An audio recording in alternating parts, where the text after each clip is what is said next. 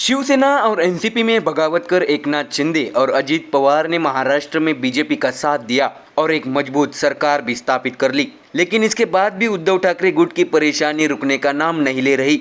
एकनाथ शिंदे उद्धव ठाकरे को झटका देकर बड़े बड़े नेताओं को अपने पाले में कर रहे हैं। इसके चलते अब एक और नेता पार्टी छोड़ने की खबर सामने आ रही है।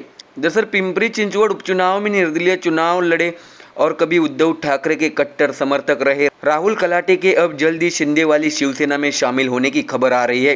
विधायक सीट पर चुनाव लड़ने के लिए पार्टी से टिकट नहीं मिलने पर कलाटे ने 2 बार निर्दलीय चुनाव लड़ा था। अब वह जल्द ही शिंदे की पार्टी शिवसेना में शामिल होने की चर्चा तेज है। इससे पहले पिंपरी चिंचवड़ में कलाटे ने उद्धव ठाकरे का जोरदार समर्थन किया था।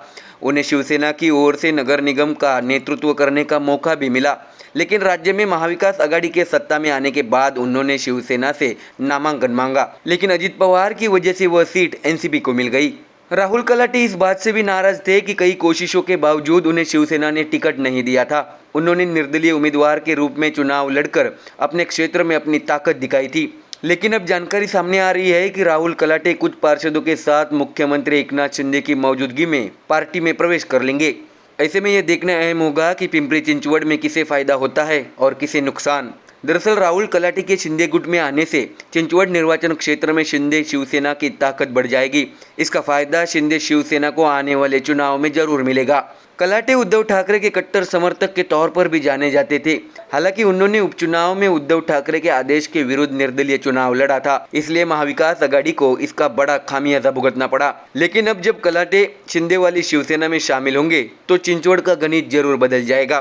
कभी पिंपरी चिंचवड़ नगर निगम पर एक छत्र राज करने वाले अजीत पवार अब उन्हीं अजीत पवार को चुनौती कलाटे देंगे। दरअसल सत्ता में भागीदारी को लेकर एनसीपी में फूट के बाद सोमवार से मुंबई में महाराष्ट्र विधानमंडल का वर्षकालीन सत्र शुरू हो रहा है। उप मुख्यमंत्री अजीत पवार समेत 8 मंत्रियों के शपथ ग्रहण के बाद महाविकास आघाड़ी का पक्ष कुछ कमजोर हुआ है और ऐसा लग रहा है कि सत्र में सत्तारूढ़ तीनों गुटों का दबदबा रहेगा।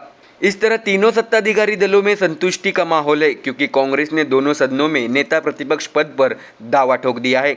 दलवार विधायकों को विधानसभा में कैसे बैठाया जाएगा, इसका फैसला विधानसभा सत्र शुरू होने के बाद ही तय होगा।